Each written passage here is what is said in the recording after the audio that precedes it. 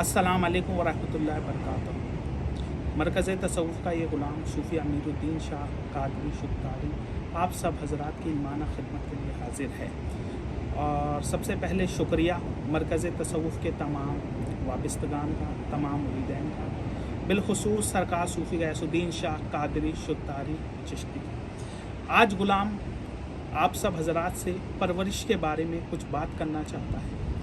असल में आपने एक लफ्ज़ सुना होगा परवरिश, जिसके मायने होते हैं आम तौर पे बच्चे का लालन पालन करना या बच्चे को ये सिखाना कि क्या सही है क्या गलत है। लेकिन अगर आप तसव्वुफ़ के नज़रिए से देखें तो परवरिश तसव्वुफ़ में बहुत अहमियत रखती है। आज आप सब हज़रात जानते हैं कि ख्वाजा गरीब नवाज़ या ख्वाजा कुतुबुद्दीन बख्तियार काकी बहुत बड़े वली रहे हैं, बेशक रहे हैं, लेकिन इनके पीछे कहीं ना कहीं एक वजह परवरिश भी रही है। सरकार ख्वाजा गरीब नवाज़ या सरकार ख्वाजा कुतुबुद्दीन बख्तियार काकी के आप सब के जो भी वालिदैन थे, जाहिर सी बात है कि ये सब इनकी परवरिश का ही नतीजा था कि आज हमारे पास मतलब बहुत बड़ी मिसाल है सरकार ख्वाजा कुतुबुद्दीन बख्तियार काकी है, या चाहे आप लगा लीजिए ख्वाजा गरीब नवाज़ या हज़रत निज़ामुद्दीन औलिया। तो परवरिश एक बहुत ही ज़रूरी चीज़ है।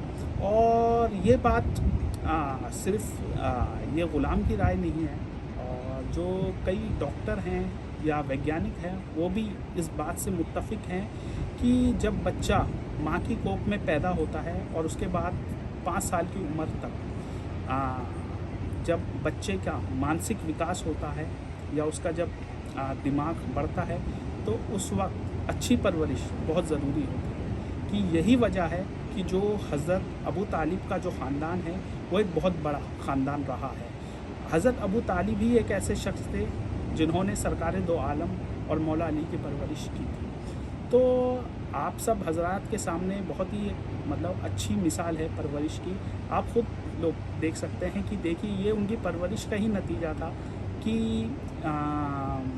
एक ही घराने में कितने बड़े वली रहे हैं और कितना मतलब बड़ा ख़ानदान, और ये उम्दा मिसाल है। और ये खाली मौला अली तक नहीं रुकती है मिसाल, बाद में अगर आप देखें तो इमाम हसन और हुसैन भी उसी कुनबे से थे और उसी ख़ानदान से थे। और अगर आप दूसरे मुसलमानों को देखें जैसे अबू सुफियान का ख़ानदान था या और जो भी ख़ानदान थे, ये सब हज़रात जो थे ये बेशक ये लोग सरकार दो आलम से बैत हुए, ईमान लाए, लेकिन जो रुतबा मौला अली या उनके ख़ानदान का था कभी भी दूसरे मुसलमान उनकी बराबरी हासिल नहीं कर सकते। मतलब कोई तुलना का सवाल ही पैदा नहीं होता। बेशक ये लोग भी मुसलमान ही थे, ये लोग भी वही लिबास पहनते थे जो सरकार दो आलम का था, मौला अली का था, लेकिन जो मकाम मौला अली या सरकार दो आलम का था वो मकाम किसी और मुसलमान का हो ही नहीं सकता। तो इसके पीछे एक वजह परवरिश भी थी। हज़रत अबू तालिब की परवरिश का ही नतीजा था कि ये जो ख़ानदान था मतलब इनका इसलिए ही इतना ऊंचा मकाम है। हम सब लोग जानते हैं कि जब सरकार दो आलम ने जब इस्लाम की तबलीग करी थी तो कई लोग उन्हें जान से मारने की कोशिश करते थे। तो उस वक्त हज़रत अबू तालिब ने ही एक बहुत बड़ी भूमिका निभाई थी कि लोगों के बीच और सरकार दो आलम के बीच सुलह करवाने की, और कई बारी उन्होंने सरकार दो आलम की मदद भी की थी। और यही वजह है कि सरकार दो आलम भी हज़रत अबू तालिब का बहुत अदब करते थे। तो बेशक जितने भी पैगंबर रहे हैं या अम्बिया रहे हैं या वली अल्लाह रहे हैं, तो उनके पीछे एक वजह एक उनके माँ बाप की, उनके वालिदैन की परवरिश भी रही है। तो बस ग़ुलाम की यह गुजारिश है कि आप सब लोग इस बात पे थोड़ा गौर व फिक्र करें, और परवरिश एक बहुत ज़रूरी चीज़ है।